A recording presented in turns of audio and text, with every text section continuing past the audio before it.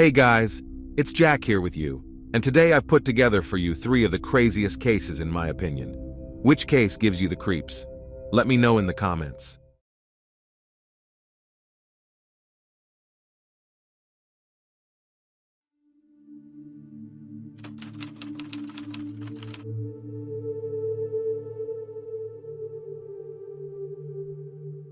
As you begin to explore the Leslie Palacio case, it is impossible not to feel bewildered and disappointed that justice has not yet been served. The killer remains at large, even though the police have all the evidence and his identity is known to them.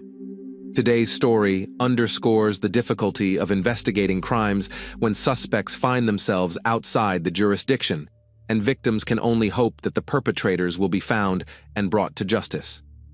The morning of the 29th brought anxiety to the home of Rusalia Palacio, mother of 5 lovely daughters. Her eldest daughter, Kayla, came down to the kitchen and reported that the bed in Leslie's room was untouched, her belongings were gone, and she clearly hadn't spent the night at home. One of the sisters joked that it must have been a pretty fun night at the club, and Leslie had probably stayed the night at Eric's. In fact, everyone became alarmed, since Leslie had never done this before. Over breakfast, Kayla kept glancing at her phone, expecting a waking Leslie to be about to text. Time passed, but still no word from Leslie. By noon, it stopped seeming normal. By late afternoon, Rusalia decided to go to Eric's house on her own and find out where her daughter had disappeared to. When the Palacio family members drove up to the house, they saw Eric's mother and his sister actively removing pieces of furniture and miscellaneous items from the house. Obviously, taking furniture out of the house is quite normal, but the situation itself and Mrs. Ibarra's crying face caused a very strange feeling for Rusalia. Something was not right here. When asked where Leslie was and why Eric's phone was unavailable, Eric's mother and sister pretended that they didn't even know that the couple had spent the evening together. Rusalia once again clarified whether Leslie had slept over at their house that night, because she knew from her daughter's messages that she was going to Eric's house. After receiving a negative response, Leslie's family realized the seriousness of what was happening. Fears became reality, and the family immediately took action. The older sister, realizing that Leslie could not have disappeared so easily, began calling local hospitals and searching the internet for reports of accidents in the last 24 hours. However, the search was unsuccessful, as were attempts to contact Eric. He had either turned off his phone or the phone was dead, as Kayla couldn't even hear the voicemail. Rusalia had no choice but to call the police. The next day, August 30th, Leslie was officially reported missing. The move was the first in an intense fight for justice. Leslie Palacio was born on May 5, 1998, in Las Vegas, Nevada, USA. Her short but full life was full of love and caring for her family. Always open and friendly girl became a source of joy in any company, as she valued everyone she met in her life and was reciprocated. Leslie dreamed of connecting her life with medicine. After graduating from high school, she entered the Las Vegas Medical College. In 2020, she was already confidently moving towards her dream of becoming a phlebotomist and worked part-time as a lab technician, combining theoretical knowledge with practical skills. Leslie proved herself to be a talented student. Her academic achievements were admirable. She was able to easily assimilate new material and always strive to deepen her knowledge. That is why the girl decided to work part-time as a laboratory assistant. Unexpectedly, Leslie realized that she had found her calling and soon became an integral part of the team. Colleagues considered the student not only a responsible and professional lab technician, but also a warm, responsive person. The girl's duties included conducting various analyses and tests, but for Leslie, this work was much more than just a fulfillment of duties. She saw her calling in the ability to make the process of taking tests as comfortable as possible for patients. Her caring and patience created an atmosphere of trust, and even those who were apprehensive about the procedure felt at ease in her presence. When the youngest of the nurses asked if Leslie was afraid of getting her hands pierced all the time, She laughingly replied that she now had a super ability to poke people. The young optimist's vitality was evident in her every action. By all accounts, Leslie had the unique potential to become a sought-after and valuable specialist in the field of medical laboratory diagnostics, and she would have, if not for a dramatic turn of events. Leslie has been used to helping and caring for everyone since childhood. As the second of 5 daughters, she took on the role of mother when Roselia Palacio worked as a hotel cleaner. Roselia recalled her daughter kicking her out of the kitchen when she tried to cook dinner after cleaning more than 15 hotel rooms in a shift. "Get some rest," Leslie gently urged her. Wanting to relieve her mother's burden after work, her daughter took it upon herself to prepare dinners and, in her characteristic easygoing manner, found cooking to be a source of inspiration. From then on, she always made sure her family members were very well fed, and even if she was away and couldn't make the family dinner herself, she always called home to make sure everyone had eaten. For Leslie, family came first, and she easily inspired her sisters with her energy and ideas.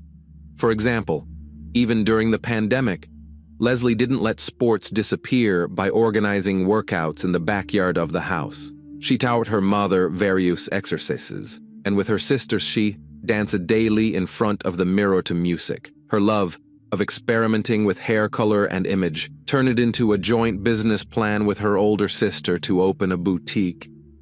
The sisters began designing and sewing dresses at home in their own unique style. When the coronavirus pandemic happened and Roselia was laid off due to downsizing, Leslie suggested her mother start her own small cleaning company and assured her that she would definitely help her with the cleanings in her free time from work and school. "Mom, we'll be fine soon, you'll see," she assured Roselia. At a family council, they came up with a name for the company, the Palacio Cleaning Service. At the time Leslie disappeared, her dreams were just beginning to be realized. Their family firm had landed its first contract. But on August 29, 2020, all of the Palacio family's plans and dreams came crashing down. At the end of August 2020, Leslie completed the lab assistant program, and the family firm also received a large order. The girl decided it was time to take a break from the stresses and worries and enjoy an evening of dancing and fun. Especially the restrictions due to the pandemic were gradually being lifted, and Las Vegas began to come alive. Unfortunately, none of the friends wanted to keep Leslie company. Although people were beginning to let go of their fears and return to their normal lives, they still felt nervous and anxious at the prospect of being in a closed space with lots of people. Leslie didn't give up hope of convincing someone to have fun and posted a post on Instagram expressing her desire to spend the evening somewhere.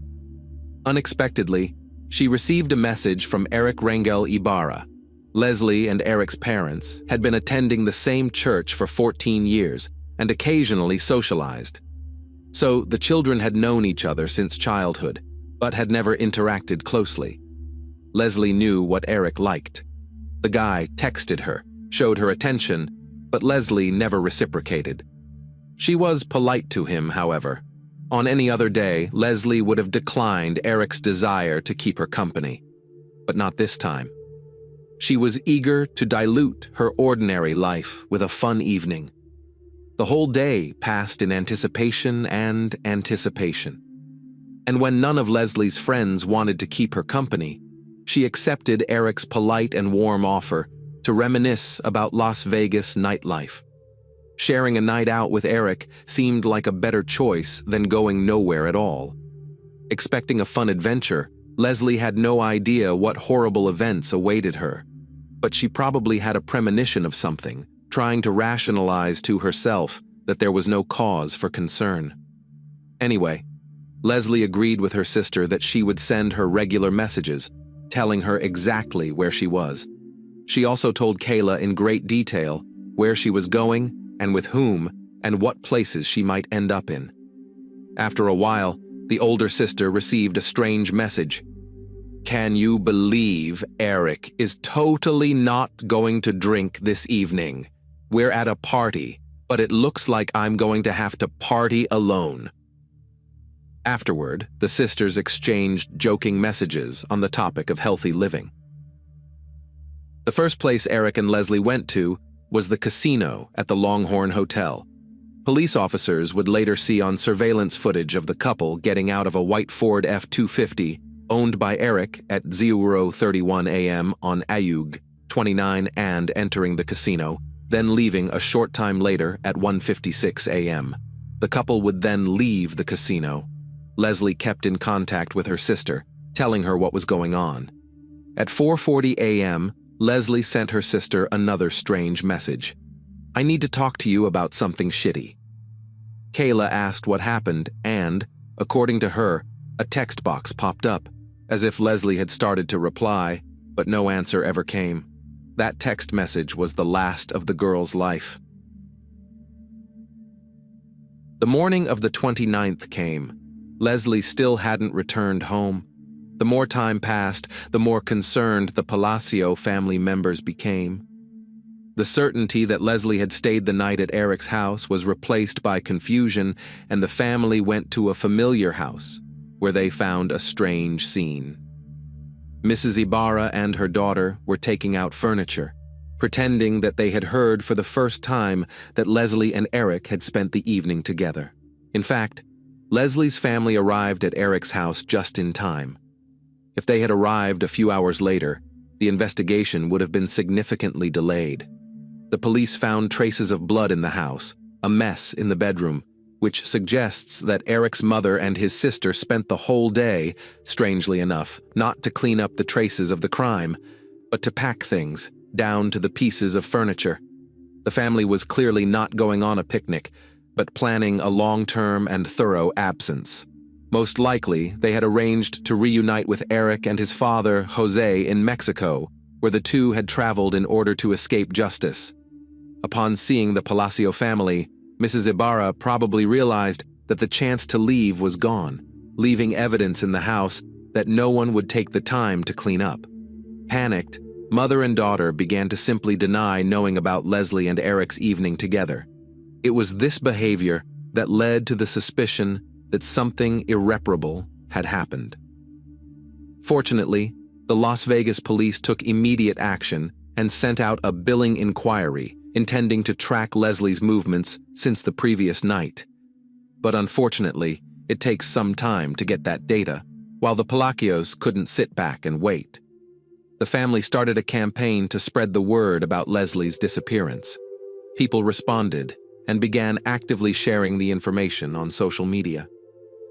No one expected that there would be so many people who cared. Eric's mom especially didn't expect it. Detectives kept asking more and more questions, and on August 31st, Mrs. Ibarra went to the police station and filed a missing persons report for her husband and son. Mrs. Ibarra told police that her son, Eric, left home late in the evening on August 28th. And when he returned the next morning, he was acting strangely. She saw him walk out the door and never returned. The police noticed a strange circumstance. Not only was Leslie missing, but Eric was also missing, as well as his father. Based on this, an investigation into the triple disappearance began, with the Las Vegas police involved. Detectives turned to the residents of the neighborhood with the hope of finding surveillance cameras that recorded something important. Luck smiled. It was discovered that just across the street from Jose Ibarra's home, there were surveillance cameras. In addition to the CCTV footage, police obtained billing data that allowed them to track Leslie's movements in the early morning hours of the 29th. Detectives found that the couple went to the casino and afterward to a grill bar, which they reached around 02:15 a.m. Accidentally or not, Leslie's cell phone was left at the bar, and the records show that Leslie left the establishment around 5:50 a.m., which is quite early in the morning. At 06:05 a.m., neighborhood cameras captured Eric's car pulling up to the family home. The nature of his assistance to Leslie in getting out of the car and on the way to the house clearly indicated that the girl was heavily intoxicated. At 07:25 a.m., Eric and his father, Jose, are seen carrying Leslie's body out of the house, wrapped in a sheet, and placing it in the trunk of the car. Eric then drives away while Jose hoses down the driveway to their house. These actions clearly indicated that Eric and Jose were not missing, but were fugitives from justice. After police saw the footage, a search warrant was obtained for Ibarra's home. As a result, detectives uncovered a lot of additional evidence showing that Leslie had not left the house voluntarily. The house had been cleaned with cleaning products in an unsuccessful attempt. Latex gloves and trash bags were also found. But the most important piece of evidence was the discovery in Eric's room. Traces of blood were found on the floor and on Eric's bed, an obvious sign of assault. And without DNA testing, it was clear to investigators that the blood belonged to Leslie. From that point on, Leslie Palacio was no longer missing, and investigators focused their efforts on finding her body. Eric and Jose were reported missing. As investigators searched diligently for suspects, the shaken Palacio family made efforts as well. Rucelia asked members of the church community to help search for her daughter's body as search volunteers. Flyers and posters with Leslie's photo and images of Eric and Jose appeared on social media, newspapers, and street poles. The Palacio family is asking the public to intervene and help them find these two men involved in the girl's death, was the message on each flyer. The first major breakthrough in the investigation came when a license plate reader spotted Eric's car just 6 miles from his home around 10 a.m. August 29. He was heading back to his home just 4 hours after Leslie's alleged murder. The information uncovered made investigators realize that the location where Eric may have hidden the body was within a 4-hour drive of his home on the Nevada-Arizona border, or the Charleston Peak side, which is a huge area. So detectives were desperate for any additional information that could help them determine a more precise location. Once again, luck smiled on them when footage was recorded at a gas station 40 miles north of Las Vegas, showing Eric's car pulling off the highway toward the Valley of Fire National Park. The car backed up 20 minutes later with muddy tires. The find narrowed the search and pointed to the possible location of the body within 20 miles of the gas station. The mud on the tires suggested that Eric had driven off the road at some point. Detectives began searching the area. Police and volunteers combed through hundreds of acres of land, and on September 9, during a second search, they found Leslie Palacio's body hidden near a bush. News outlets immediately spread the word. The body of 22-year-old Leslie Palacio has been found near the Valley of Fire, 11 days after she disappeared. A reporter joined the report, providing additional details about the prime suspect, 25-year-old Eric Rangel Ibarra. The Valley of Fire, where the body was found, is known for its hot climate, which led to rapid decomposition of the remains, and forensic experts were unable to determine the exact cause of death. Locals reacted to Leslie's death with horror and fear. Some became afraid to go outside because of the constant thoughts of the unquote criminals involved in the murder. The day after the body was discovered, September 10th, many friends, relatives, neighbors, and just random people in the area gathered to honor Leslie's memory. People took candles that were used for the nightly vigil and placed them in front of the girl's house. They also said they wanted the man responsible for her death to pay for what he did. The fight for justice was not even close to being over at this point. The next major breakthrough came when Eric's car flashed in Moreno Valley, California. Police eventually contacted Eric's cousin, and he reported that he had driven Jose and his son to San Isidro, where he believed they planned to cross the border into Mexico. The Las Vegas Police Department requested assistance from the FBI because it was not possible for them to resolve the jurisdictional issue on their own. The investigation slowed down. Then, on January 19, 2021, 4 months after the discovery of the girl's remains, Eric's father, Jose, turned himself in at the border. Everyone was greatly relieved that at least one fugitive was now in custody. The man was quickly extradited back to Clark County and charged with destruction of evidence and accessory to murder. During interrogations, Jose tried to minimize his involvement in the crime, explaining the story of the trip to Mexico by his son's strange behavior on the morning of August 29th. However, investigators, showing surveillance video footage, debunked his false claims. The footage clearly showed him helping carry Leslie's body out of the house and washing the driveway. Faced with the evidence, Jose changed his testimony. He said he was working in the garage when Eric brought Leslie's body, wrapped in a sheet, into the garage. According to Jose, he panicked and helped his son load the body into the truck, assuming that Leslie had died of an overdose of illegal drugs because he saw no visible injuries on the body. Court documents indicate that Jose initially told police that, according to Eric, Leslie died of an overdose of illegal drugs. Jose also explained that Eric immediately talked about wanting to end his life, blamed himself, and so he decided that the best thing to do for his son was to take him to Mexico. When investigators asked Jose for Eric's current whereabouts, he explained that as soon as the two of them entered Mexico and boarded the bus was searched by Mexican authorities. He and his son got scared and decided to split up, thinking that apart it would be harder for the authorities to find them. For this reason, he would love to help the investigation, but has absolutely no idea where his son might be. On June 18, 2021, Jose formally pleaded guilty to destruction of evidence and accessory to murder. Despite the horrific characteristics of his crimes, Jose Ibarra was sentenced to only 2 years in the Clark County Detention Center, causing shock and dismay in the community. The Palacio family was shocked and outraged by Jose's lenient sentence, which they felt was unjust.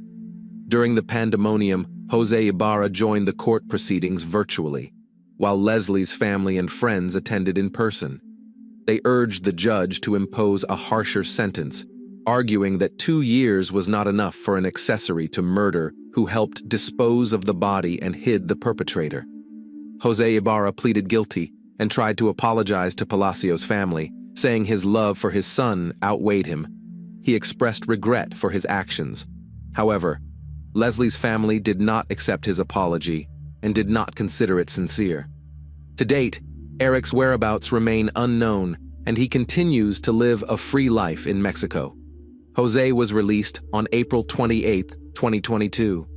Ofelia Marcarian, attorney and representative of the Palacio family, commented as follows: "I am absolutely furious. This is simply unfair. Not only is the main suspect not in custody, now the one who was involved in covering up the murder is back in custody after serving 8 months and 15 days. Over the past 3 years, the Palacio family has never gotten justice. Leslie's story highlights the flaws in the justice system and raises questions about fairness in dealing with serious crimes. The Palacio family is determined to fight to change the law in Nevada because they believe that whoever was involved in the murder should receive a longer prison sentence than 2 years. They hope that the perpetrator will be found and prosecuted in the United States, where he will be charged and given the punishment he deserves." Ofelia Marcarian is directly reaching out to those who may know of Eric's whereabouts in Mexico. In every media interview, she calls for Palacio's family to be given a small measure of justice.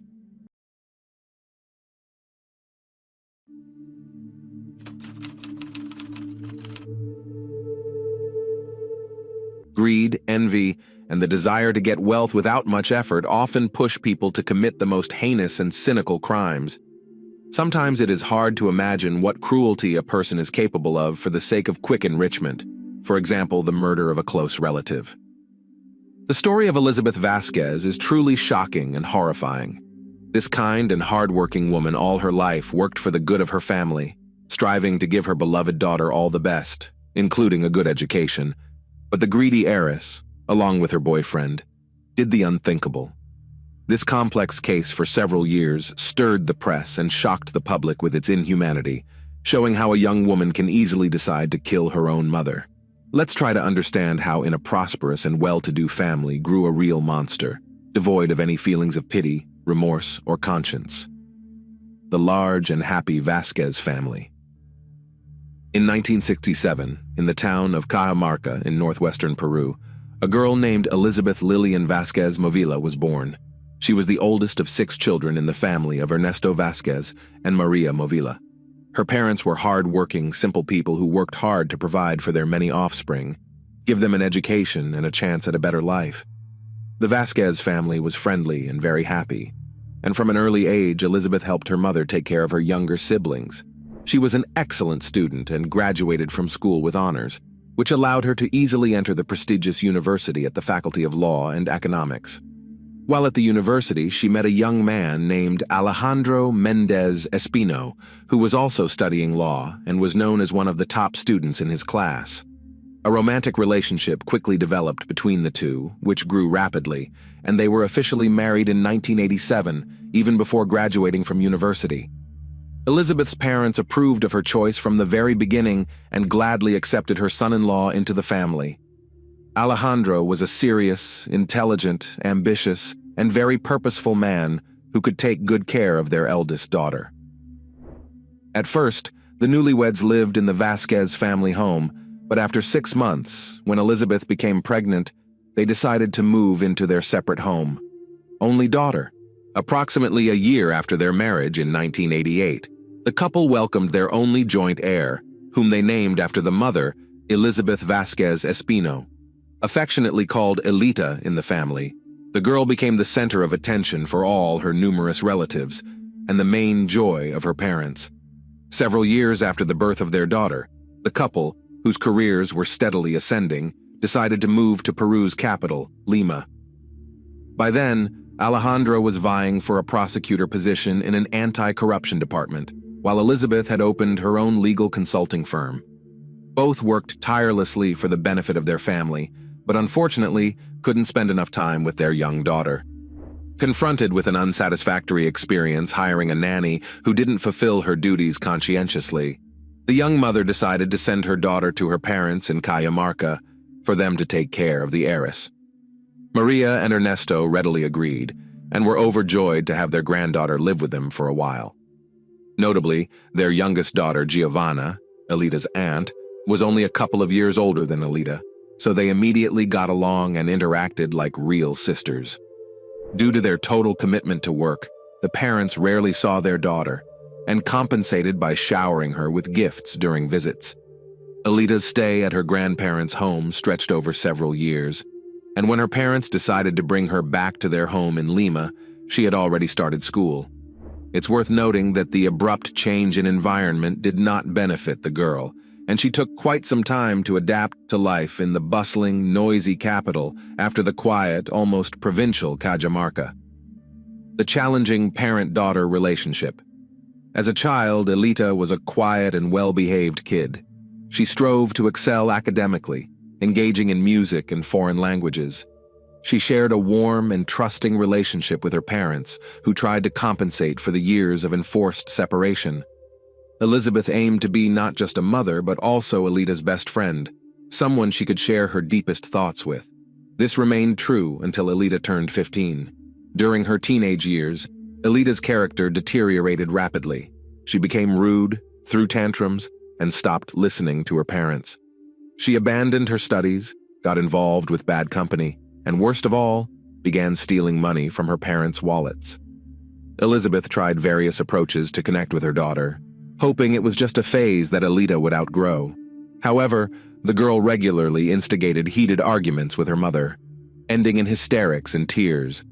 During these moments, Alejandro typically remained neutral, but if Elita sought his intervention, he often took her side. Elita was deeply hurt and offended by being constantly compared to her smart, beautiful, successful, and hard-working mother.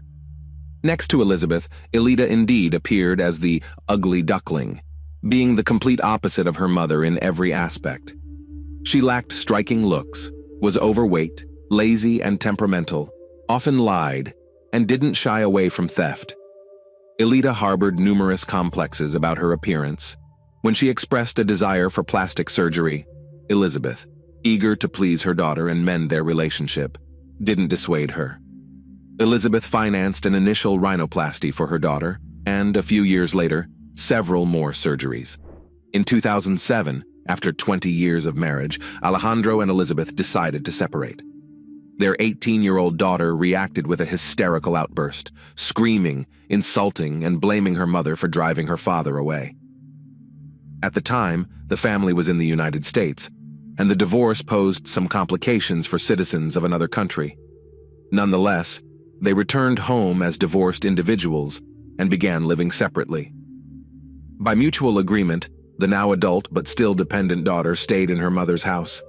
They continued to have fierce arguments, and during such moments, Elita would call her father, crying and begging him to take her in. However, Alejandro, who had moved on with a new love, was not eager to do so. He always convinced Elita to reconcile with her mother and wait a bit longer until she finished university and started an independent life. Despite her plummeting academic performance, terrible character, and provocative behavior, Elita's parents ensured she enrolled in the law faculty of one of Peru's most prestigious universities. The education was costly, but her father and mother decided not to skimp on the education of their only child. Elita's unreliable boyfriend, Elita, had her fair share of teenage romances, but at 19, she fell genuinely in love for the first time. It all started one Sunday morning at church, where she met a charming young man named Fernando Gonzalez. He couldn't take his eyes off her during the service, and afterward, he approached her to introduce himself. To Elita, Fernando seemed like a prince, handsome, attentive, with a pleasant voice. He invited her for coffee and a chat. As it turned out, he had a habit of scouting churches for young, well-dressed girls who arrived in luxury cars, then would strike up a conversation, charm them, and play on their sympathies. He'd spin tales about his difficult childhood in a large family abandoned by their father, how he was now supporting his mother, brothers and sisters by working multiple jobs. Wealthy and naive girls would sympathize and give him money. Sometimes he managed to maintain a wealthy girlfriend for a few months, but typically, they'd leave him once the truth was revealed. He was just an unemployed slacker who loved the high life. Elita fell easily into Fernando's trap due to her complexes. Always considering herself unattractive, she couldn't believe such a handsome man noticed her and was ready to give him everything she had, or rather, everything her mother had. She opened up to her mother about everything, leading to their first candid conversation in years. Elizabeth thought she had a chance to mend their relationship, especially since Elita had met the boy in church, which seemed promising and assumed he must be a good person. Upon their first meeting, Fernando managed to make a positive impression on Elizabeth. He told her his dramatic life story, and she believed him, deciding that such a good boy deserved help. She rented a cozy apartment for him near central Lima, agreeing to pay 70% of the monthly rent. She also paid for his business school tuition, promising him a job in her company later on. It seemed that Fernando gratefully accepted her generosity, ready to start studying. However, he had no interest in attending boring lectures or working. He just wanted to have fun and spend someone else's money. He gladly moved into the rented apartment but never paid anything towards it, claiming to be broke and promising to pay back later. Soon it became clear that Fernando only attended a couple of business school classes before quitting. After a serious talk with Elizabeth, he seemed remorseful. She decided to give him a second chance and employed him as a courier in her company. On his very first day, he not only failed to complete a simple task, but also betrayed other employees who had entrusted him with important documents. Elizabeth finally realized that this young man had charmed her daughter only to leech off her for his own needs. He had no intentions of studying or working. She then forbade Elita from seeing him, which provoked her daughter's anger and resentment. Elita screamed and cried, accusing her mother of trying to ruin her life and take away her happiness. She refused to listen to reason and insisted she would continue seeing Fernando. Failed attempt to separate the couple. Elizabeth decided to send her daughter to her parents' home for a while, naively believing that if Elita didn't see her boyfriend for a few months, her feelings would cool down, and Fernando would find another rich fool to exploit. But Elizabeth was greatly mistaken.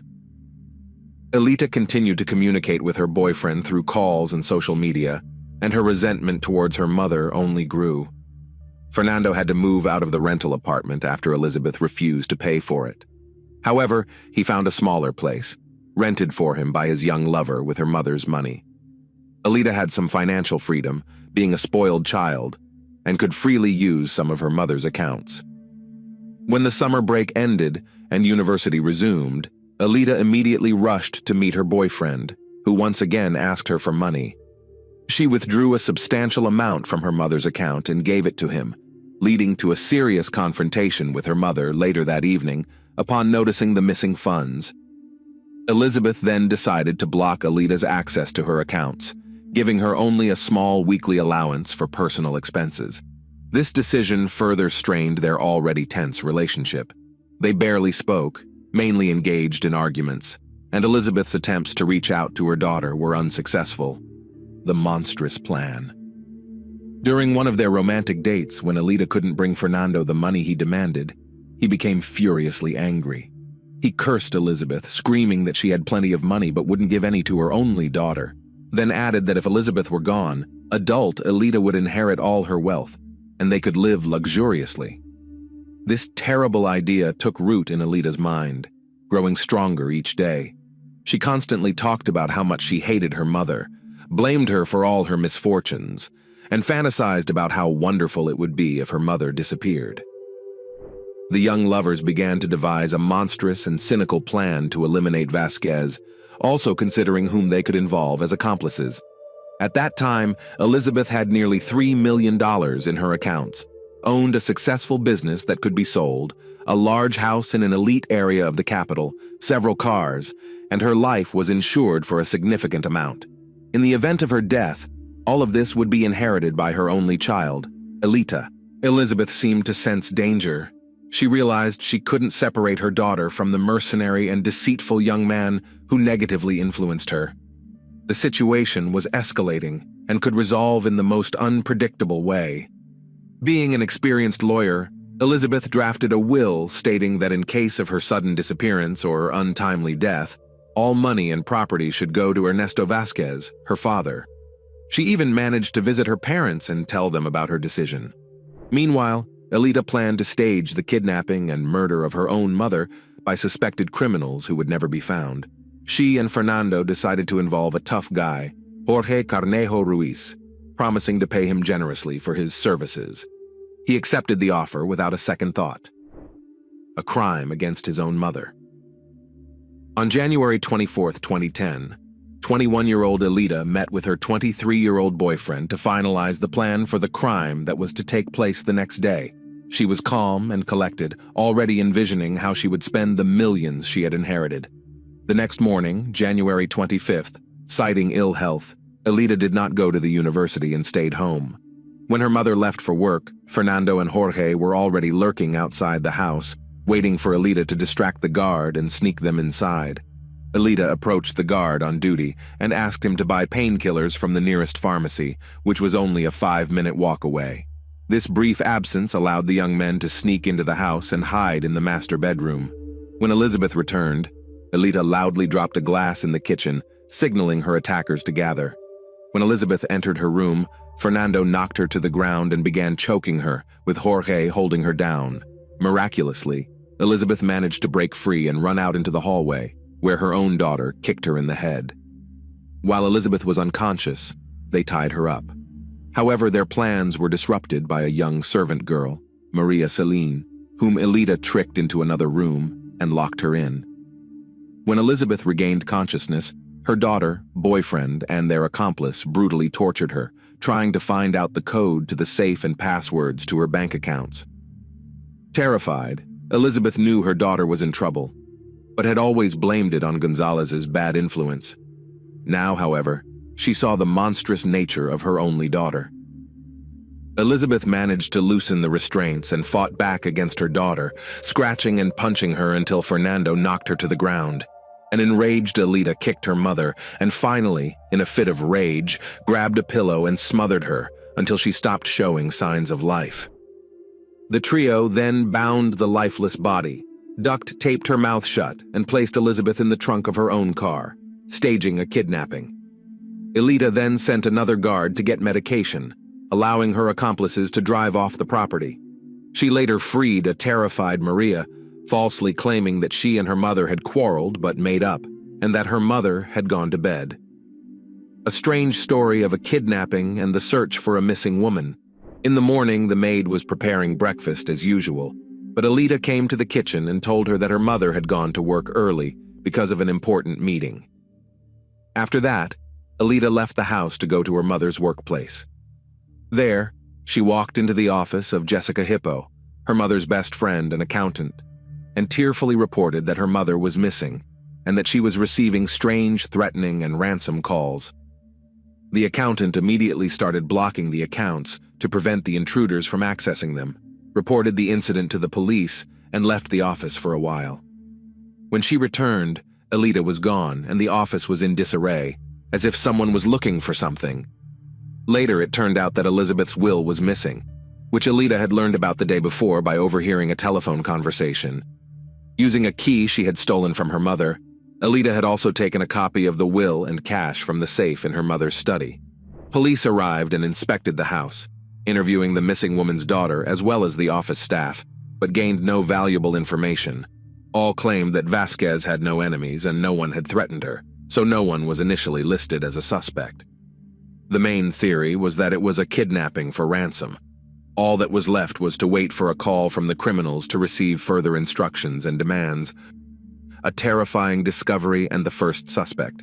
The day after Elizabeth's disappearance became known, it was reported that her car was found abandoned in a vacant lot outside of town. The interior was empty, but when law enforcement officers opened the trunk, they were shocked by what they found. Inside lay the lifeless body of a missing woman with signs of beatings. Forensic experts counted dozens of bruises, severe head trauma, and rope marks on the victim's body, indicating that the woman had been tied up and tried to free herself. It was also determined that Vasquez's death was caused by asphyxiation. Particles of blood and epithelium were found under her fingernails, indicating that she had resisted. It was now necessary to determine who the blood belonged to. At the lineup, Alita appeared as a grief-stricken daughter. She cried, wailed, and seemed almost unconscious. However, at the interrogation, she behaved quite differently. She was calm, even cold-blooded, and the questions of the investigators, she was visibly annoyed. In addition, she constantly contradicted herself in her testimony. When the police decided to check the information about the calls from the kidnappers and sent a request to the cell phone company, it turned out that Alita did not receive any calls. It also turned out that in the days before and after her mother's disappearance, Alita had been in frequent contact with one Fernando Gonzalez, who they also decided to question. However, the young man either insisted on his innocence or remained silent. Irrefutable evidence and an arrest. Elizabeth's maternal grandparents were in charge of her funeral, while Elizabeth herself was indifferent, thinking only about how to get out of the situation, stay free, and save money. She called her father, who was already aware of what had happened, and crying, told him of her innocence and asked for help. Her father advised her not to talk too much, and promised to get her out of the situation, even though he knew perfectly well who had committed the crime. However, he did not want his daughter to go to prison because it would have cast a shadow of shame on Alejandro, who at the time held the high office of Justice of the Peace and President of the Supreme Court, and was a powerful and respected man. Meanwhile, forensic results showed that the blood and skin particles under the deceased's fingernails belonged to her daughter. Alita tried to claim that she had a serious quarrel with her mother, and they briefly quarreled, but then made up. However, no one believed her anymore. Further inspection of Elizabeth's room with special equipment revealed numerous wiped traces of blood throughout the house, including in Alita's room, despite her attempts to wipe away the evidence. Alita's story that she had an argument with her mother in the evening, but then made up, and the claim that her mother left early for work the next morning and was never seen again, quickly fell apart. She contradicted herself, first saying she had not gone into her mother's room, and then remembering that she had. The ransom calls were completely fabricated by her. The testimony of the maid Maria Chalin played a decisive role in the case. She told how on the night of the crime, Alita locked her in a room from where she heard Elizabeth's screams and sounds of struggle, but could not help. After that night, she never saw her employer again, and Alita insisted that everything was fine with her mother, who had simply gone to work early. All of this led to the arrest of Elita and her boyfriend, the criminal trio, and the battle for the inheritance. Elita was arrested at her mother's house. Her boyfriend was detained a few hours later at an entertainment establishment, and the next morning, Jorge was arrested, betrayed by Fernando, who tried to blame the crime on him. It is noteworthy that it was Gonzalez who first began to testify, hoping that cooperation with the investigation will benefit him and help to mitigate the sentence. Meanwhile, Alejandro hired the best lawyers for his daughter, but realized that she will not be able to escape punishment. At the same time, he began to deal with Vasquez's inheritance, intending to take it for himself. Since the will had disappeared and the heiress was facing a long prison sentence, he claimed that he and Elizabeth had never divorced, but simply lived apart, remaining legally married. Meanwhile, Ernesto Vasquez, Elita's grandfather, decided to visit his favorite granddaughter in prison to look her in the eye, as he could not believe that the girl he had known and raised since infancy could commit such a horrible act. However, Elita behaved arrogantly, shouted, insulted the older man, and stated that she did not wish to see him again. This encounter upset him greatly, leading to a heart attack from which he was unable to recover and died 6 months later. The Vasquez family was unable to prove the existence of the will left in Ernesto's name, as the document disappeared from Elizabeth's office and the notary's database, seemingly taken care of by Alejandro. All documents and references to the couple's divorce also mysteriously disappeared, giving Alejandro the right to claim the deceased's inheritance. The trial and the verdict.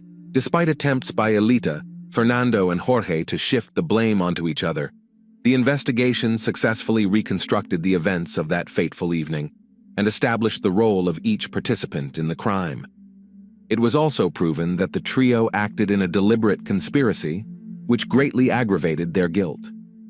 A decisive role in the trial was played by the testimony of the maid Maria, who stated that Alejandro had threatened her, demanding that she give a different version of events, but she refused to comply. In May 2012, the court found all 3 defendants guilty. Initially, the prosecutor had requested that each participant in the murder be sentenced to 30 years imprisonment. While the men pleaded guilty, Elita continually played the victim. Fernando and Jorge were eventually sentenced to 28 years each, but Elita's trial was delayed. Elita claimed that the perpetrators were hired by relatives on her mother's side, who fabricated the inheritance story in order to take possession of Elizabeth's property and money. Her father held the same version of events. Attempts to declare Elita mentally ill and susceptible to manipulation by criminals also failed. This strategy, proposed by Alejandro, was to send her to a psychiatric hospital instead of prison, declaring her insane and incapable of fully and solely inheriting his wife's estate. Finally, in December 2012, the court delivered its final verdict, sentencing Elita to the maximum term of 30 years in prison. To this day, she and her accomplices are serving their sentences in prison. As for the disputed inheritance, its fate remains unresolved. In the spring of 2021, Alejandro died without becoming the only heir. The Vasquez family, through the court, seeks to exclude Elita from the list of claimants to Elizabeth's property, citing the fact that she is in prison for murder. Currently, the main claimant for the inheritance is Maria Movila, Elizabeth's mother.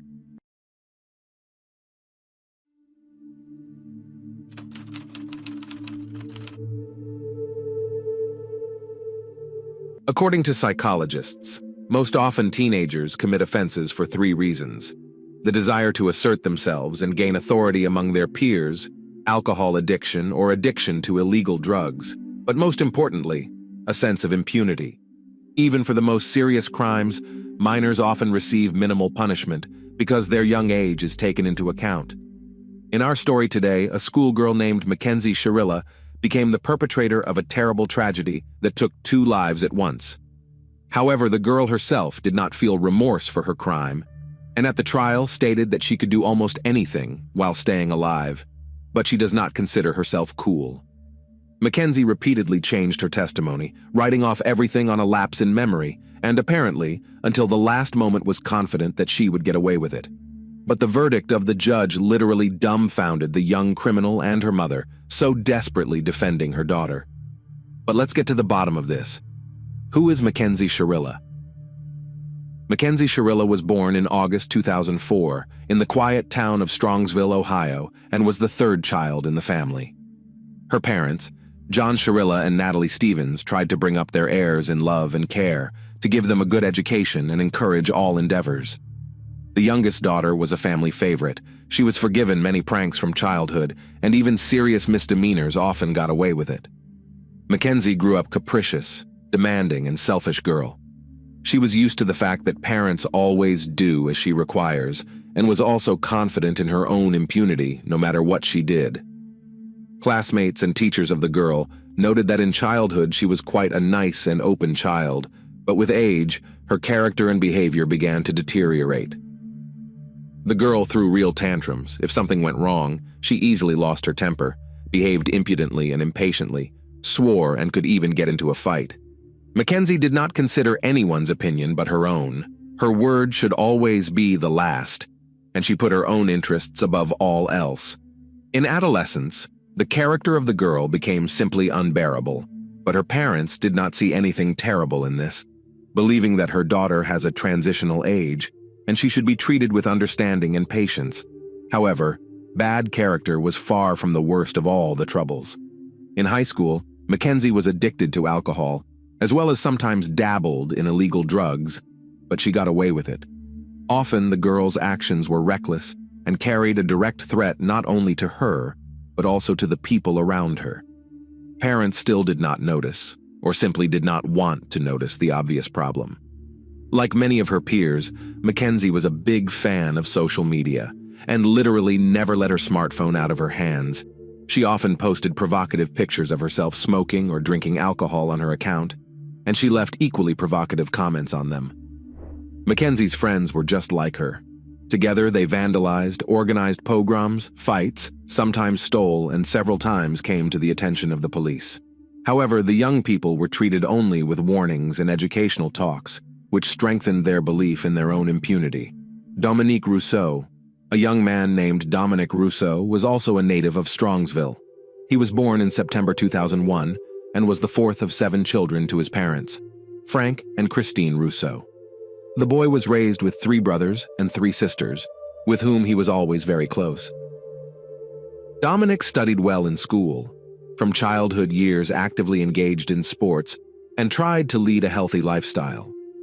Despite the fact that he grew up in a large family, neither he himself nor any of his brothers or sisters was not deprived of parental love, attention, and care.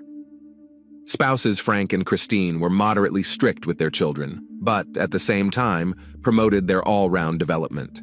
Dominic always had a lot of friends. He was used to being in the center of attention and became the soul of any company. The young man had a bright and quite attractive appearance, was trim and interesting, so he also had a lot of admirers from a young age. However, he himself tried to avoid fleeting romances, emphasizing serious and promising relationships. After graduating from high school, Rousseau became a student at a local university, choosing the specialization producer of performing arts. He dreamed of linking his life with music and one day becoming a famous music producer. In addition, the talented and versatile Dominic wrote and performed songs himself. By the age of 20, the guy already had his own small business. He bought a car and rented a separate apartment in a good neighborhood. At the same time, he continued to play sports and was considered one of the best students at the university. First love. Dominic and Mackenzie met for the first time when the girl studied in the graduating class. It happened at one of the parties in the company of mutual friends, and this accidental meeting became fatal for both of them. Young people were complete opposites of each other, and opposites are known to attract. A handsome, curly-haired young man, well-versed in music, immediately attracted Mackenzie's attention. He was radically different from the guys she usually socialized with. He was educated, well-mannered, interesting, and could easily hold a conversation on any topic. Mackenzie herself had a striking appearance and slim figure, dressed well, and knew how to make the right impression. She turned on all her charm to draw the attention of the guy she liked, and she managed to achieve the desired rather quickly. In the fall of 2021, the couple began dating, and almost immediately each of them introduced the chosen one to their parents. But if Mackenzie's parents were delighted with her choice and considered Dominic a brilliant couple for their daughter, the parents of the guy had mixed feelings about his passport. On the one hand, the girl looked sweet, innocent, and tried to make a good impression on them. But on the other hand, something in her immediately alerted Frank and Christine Russo. Friends and family members of Cheryl were sure that Mackenzie, for the first time in her life, really fell in love, and sincerely hoped that the relationship with the chosen one will positively affect her character and behavior. Then no one could not even guess what tragedy would end this youthful romance. The couple began to appear everywhere together, holding hands and openly demonstrating their tender feelings for each other. So soon, the whole small town knew about the relationship. Those who knew Mackenzie well sincerely felt sorry for her boyfriend, but most just happy for them. What was wrong with her? Soon Dominic began to notice oddities in his girlfriend's behavior, her defiant antics and desire to make everyone around her do only what she wants. At first, he did not focus too much attention on it, writing off everything on the young age and the desire to attract attention. The young people made plans for their future together, and even planned to get married as soon as Mackenzie turned 18. They also planned to leave their native provincial town and together go to conquer a major metropolis, ideally, New York. There before Dominic would open a lot of opportunities to build a brilliant career in the music industry and fully reveal his talent. But as time went on, Mackenzie's behavior became more and more alarming, and sometimes even frightened the guy. She demanded from her boyfriend that he did only what she wanted, and if he did not agree with her in something, she made scandals, threw tantrums, and behaved like a little capricious child. At first, Dominic tried to translate everything into a joke, but soon realized that this is the true face of his chosen one.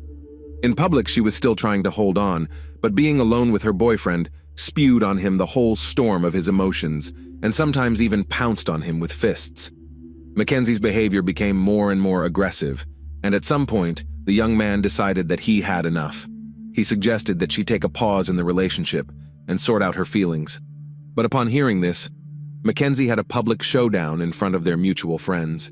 She screamed, threatened Dominic that she would kill him if he left her, threatened to burn down his house and wreck his car. But by doing so, she only made him feel more confident that he was doing the right thing by ending this toxic and unrewarding relationship. Obsessive stalking.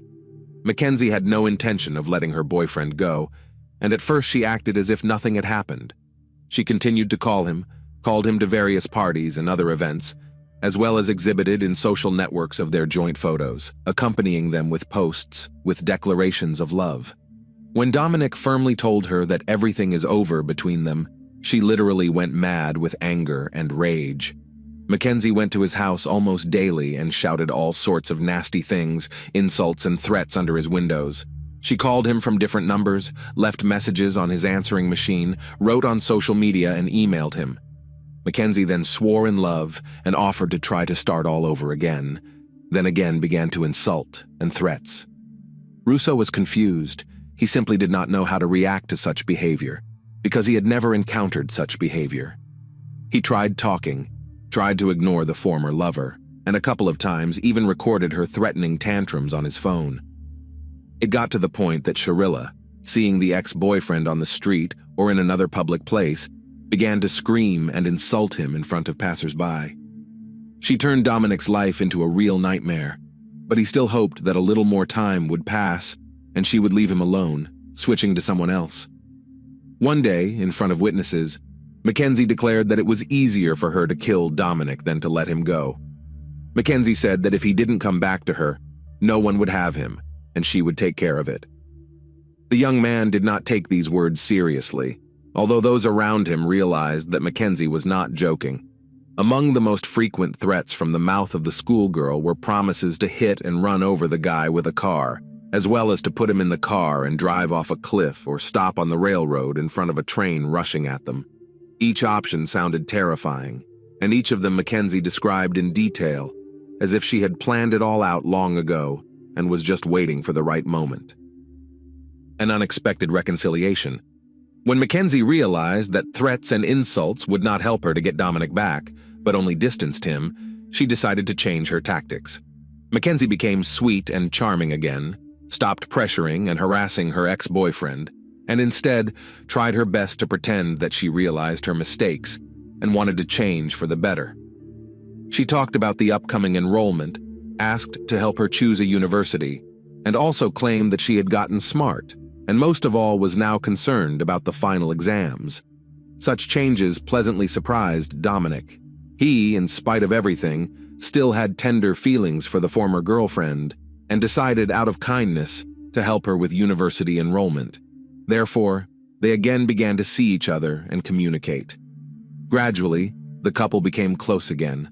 Dominic began to invite Mackenzie on dates, sought to spend all his free time with her, and believed that she had changed, matured, became more serious and responsible. He did not notice how he fell in love with her again, and all the former offenses remained somewhere in the past. However, this time the young people were in no hurry to announce to all friends and acquaintances about their reunion. Their meetings were more like secret dates, where they just enjoyed each other's company, avoiding the close attention of others. When Dominic's own brother Angelo learned about what was happening, he suggested that nothing good would come of it, but the young man in love did not heed his words. A devious plan. While Dominic naively rejoiced at being reunited with his girlfriend and the changes he thought had happened to her, Mackenzie herself hatched a terrifying plan of reprisal against the young man. She was so fascinated by the idea of a car and a spectacular car crash that she began to work out this scenario in detail. In her free time, she spent hours driving around the city, choosing a place suitable for the realization of her plan.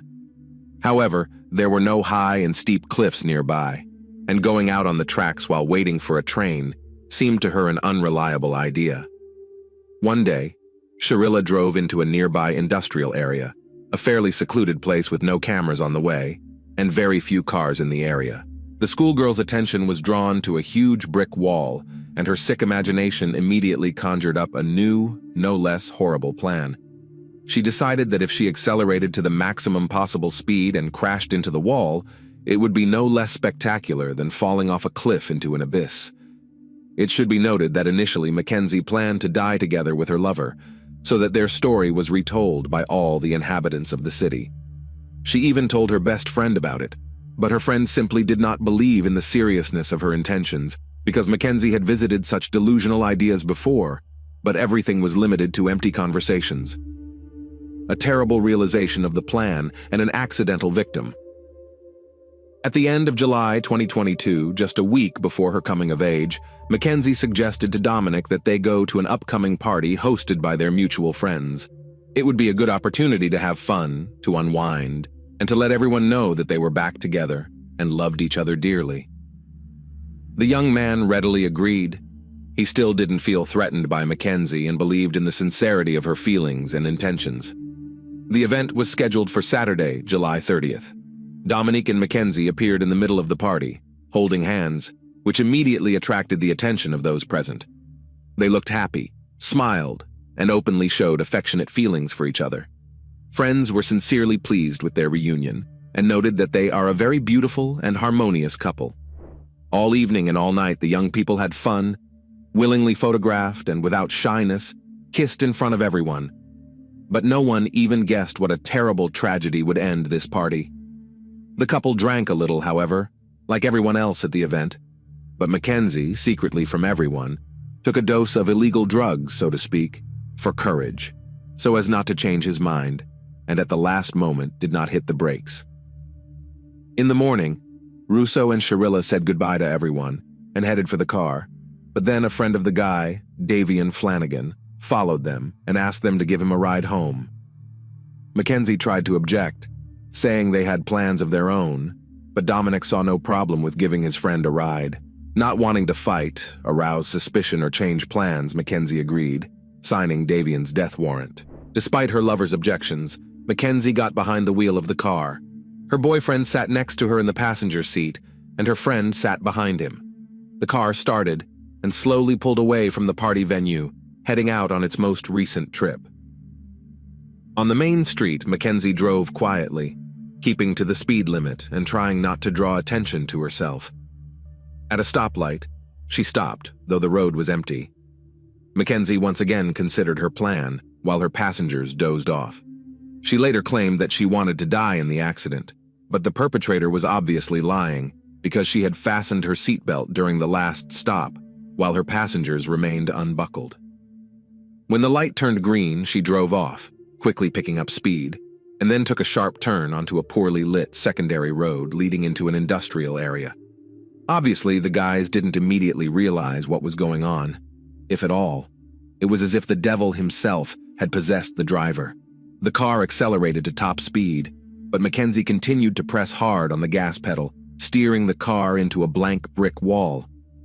A bystander and a miraculous rescue. There wasn't a soul in the industrial area early Sunday morning, so no one saw the accident or rushed to help.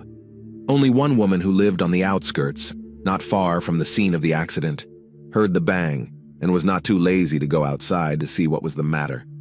She saw smoke, and when she got closer, she realized that there had been a car crash, after which she ran back inside to call emergency services.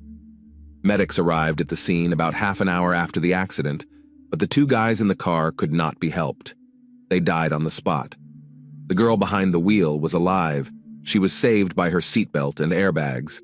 Mackenzie was unconscious, and her legs were trapped in the mangled car, but she was breathing, and her pulse was clearly palpable, giving hope that she would survive.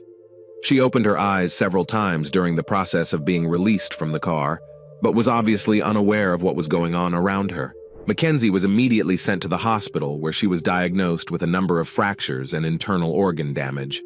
Blood tests showed that she was under the influence of alcohol and drugs. However, according to the doctor, perhaps that is what prevented her from dying from painful shock while help was on the way. Investigation, leads, and confession. Initially, the police, having received the results of Mackenzie's tests, assumed that she, being under the influence of illegal substances, simply did not realize what she was doing and perhaps tried to drive through the wall or did not see any obstacles in her way. In favor of this version was the lack of braking distance. It was not possible to talk to Sharilla herself because she was unconscious in the intensive care unit after a complex operation. However, she soon came to her senses and, realizing what she had done, began to sob and pour out her soul to the doctor on duty. She admitted that she purposely drove into the wall at a great speed because she wanted to kill her boyfriend and originally planned to die with him. Mackenzie also added that Davian was an accidental victim due to his own obsession because he asked to go with them. The doctor did not take the patient's rambling story seriously, deciding that it was a delusional state resulting from anesthesia and painkillers, as well as guilt over the death of a loved one. And when the police were allowed to talk to the recovering Mackenzie, she suddenly changed her testimony completely. Now Mackenzie claimed that she remembered almost nothing about the events of that night because she took alcohol and illegal substances. According to the girl, she had a lapse in memory after she got behind the wheel, and how Davian was in the car, she has no idea. However, the facts were to the contrary. The surveillance cameras were able to track the first part of the route the car had taken, and the footage clearly showed that Mackenzie was driving slowly and according to the rules, until she suddenly turned onto a road leading to an industrial zone. Moreover, it turned out that Mackenzie had driven the entire route both ways several days earlier, and her car had been seen there at various times by at least a dozen witnesses. Back to normal. After being discharged from the hospital, Mackenzie recovered quickly enough and tried to get back to her old, carefree life. She had no remorse and was confident that she could get away with it. Mackenzie was once again active on social media, meeting with friends and making plans for the future. In September, she decided to go to a concert of her favorite band playing in a neighboring city. At that time, the bones of her legs had not yet fully fused, but this did not stop her, and she appeared on the concert stage in a wheelchair. At the same time, she wore bright makeup, dressed provocatively, took selfies with friends, and posted them on her account. In October, when Sharilla was on her feet, she went to a Halloween celebration dressed up in a pre-made costume. Mackenzie lived life to the fullest and even made new acquaintances, but on November 4th, 2022, she was taken into custody. Trial and sentencing. It took the investigation just over 3 months to gather the necessary evidence and proof to bring the case to trial. Mackenzie was charged with premeditated aggravated double murder and possession and use of a controlled substance that was found in her pocket and detected in her blood. The defendant changed her testimony several times, first citing a lapse in memory, and then, when her friend testified in court as a witness to whom she revealed her plan, Mackenzie changed tactics, saying that she wanted to die with her lover. But even here there were immediately discovered inconsistencies, because she had previously fastened herself with a seatbelt. On August 21, 2023, Sharilla was found guilty of all charges.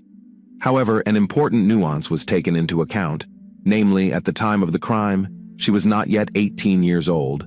It was 5 days before her majority, so she was tried as a minor.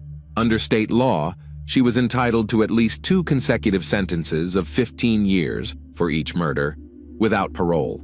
But because of her young age, she was allowed to serve the 2 sentences concurrently, meaning she would be eligible for parole in 15 years.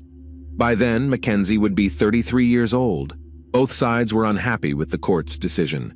Family members of the deceased young people said they would seek a review of the case in order to increase the punishment, and parents and Mackenzie's lawyer, on the contrary, considered the sentence too harsh and filed an appeal. However, the judge left the sentence unchanged, noting that he did not believe that Sharilla would leave prison after 15 years. The defendant herself, in his opinion, did not repent for the evil she had committed, behaved arrogantly and even insolently towards the court. But now she will have enough time to seriously consider her heinous act. Thanks for watching, guys. Subscribe to the channel and don't forget to click on the bell not to miss new stories from around the world. See you soon. Take care.